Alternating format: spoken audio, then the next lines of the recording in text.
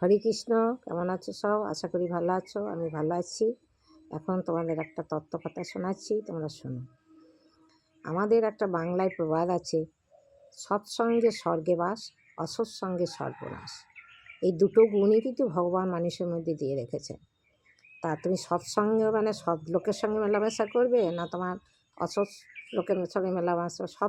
সৎ লোকের সঙ্গে মেলামেশা করলে তোমার সৎ গুণের প্রতিপন্ন হবে, আর অসৎ লোকের সঙ্গে মেলামেশা করলে তোমার অসৎ গুণ প্রতিপন্ন হবে। এই রকমই একটি কাহিনী তোমাদের কাছে এখন শোনাচ্ছি। রামায়ণে অযোধ্যার রাজা দশরথ ছিলেন। তার 3 রানী ছিলেন, কৌশল্যা, কৈকেয়ী এবং সুমিত্রা। 3 রানীই খুব ভালো ছিলেন, 3 রানীকেই খুব ভালোবাসতেন।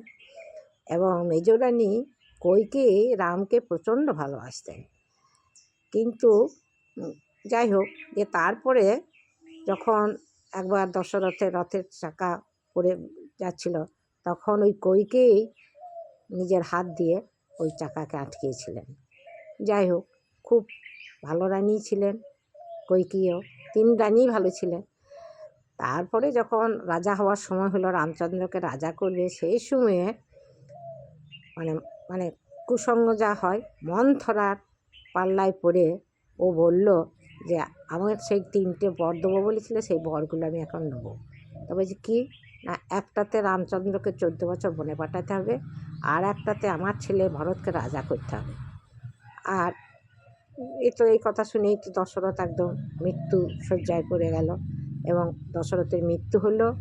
এবং তার জন্যে 3 রানী বিধবা হলো।